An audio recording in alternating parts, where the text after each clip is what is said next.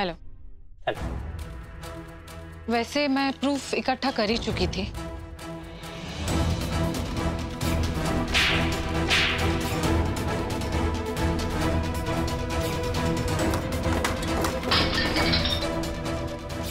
ओह, ये तो गड़बड़ हो गई। अब तो बहुत प्रॉब्लम हो जाएगी। इतनी भी नहीं होगी, क्योंकि सारे कंफ्यूजन के बीच में धैर्य ने मुझे शादी के लिए प्रपोज कर दिया और ये सुनकर संतोषी खुद ही घर छोड़कर चली गई। फिर तो आपकी सारी प्रॉब्लम सॉल्व हो गई। मैडम, अब तो लगता है कि मेरी जरूरत आपको 6 महीने बाद ही पड़ेगी। नहीं, मुझे आपकी जरूरत अभी है, क्योंकि मैं 6 महीने तक इंतजार नहीं कर सकती। मुझे अभी, मतलब मुझे कल के कल ही धैर्य से शादी करनी है और इसके लिए आप मेरी मदद करेंगे। मैडम, ये नहीं हो सकता, क्योंकि कोर्ट ने आपको 6 महीने का वक्त दिया है और ये टाइम तो आपको निकालना ही होगा। ओके। मैडम, एक बात का ध्यान रखिएगा, धैर्य जी ने आपसे शादी का वादा तो कर लिया है। कहीं ऐसा ना हो जाए कि इन 6 महीनों में संतोषी धैर्य जी का फैसला चेंज करने में कामयाब ना हो जाए। ऐसा नहीं होगा, क्योंकि धैर्य पूरी तरीके से मेरे प्यार में फंस गया है।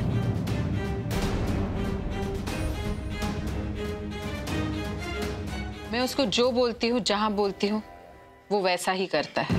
और फिर जब तक मैं उस घर में हूँ, संतोषी और धैर्य कभी एक नहीं हो सकते। और इनफैक्ट मेरे सामने संतोषी है ही क्या। फिर ठीक है, all the best. Thank you, मैं चलती हूँ।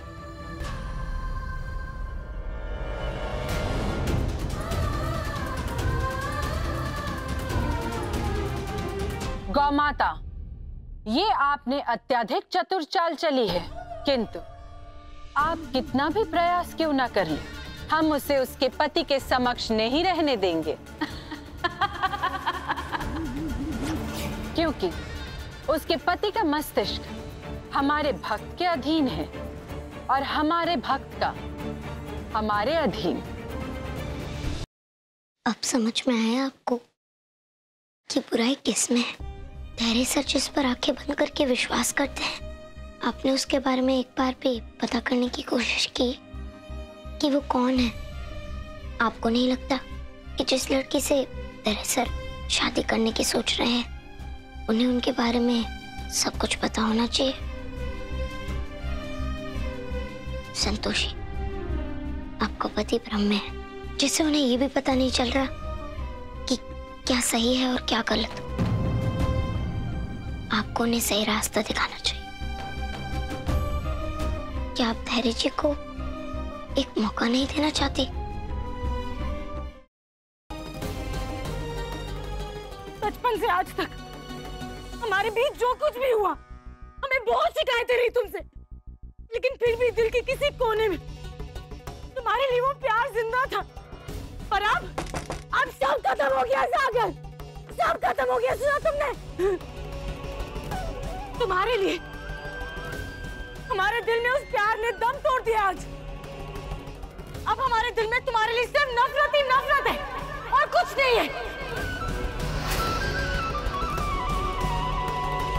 अरे बेटे, तुम्हारा दिमाग खराब हो गया?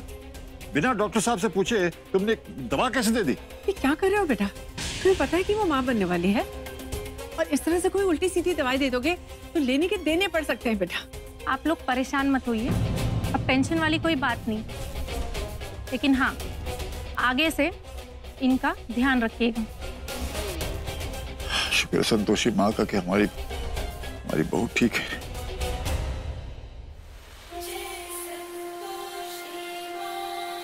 मटके से टकराया और मटके को ही कोस रहा है कि चोट लग गई, चोट लग गई।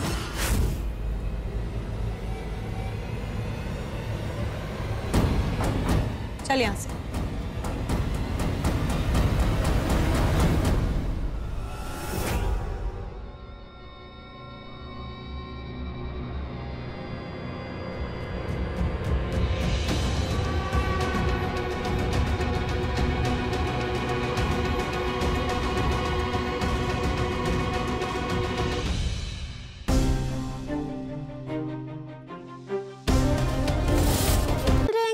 कभी कभी हम असाब पर बैठ सकते हैं? देखो पगली, ऐसा है कि वो तो हमने मजबूरी में, मतलब उस गुंडा मलमलूका के चक्कर में तुम्हें शाप पे बिठा दिया था, लेकिन अब वो पकड़ा गया है, इसलिए ख्याल अपने मन से निकाल दो। और वैसे भी तुम घर की लक्ष्मी हो, घर की लक्ष्मी हमेशा घर में ही अच्छी लगती है, हम शाप पे अच्छे लगते हैं। ठीक है पगली? चलो अब इतना ही काफी है, शाम को कुछ और बढ़िया सा बना लेना, ठीक है?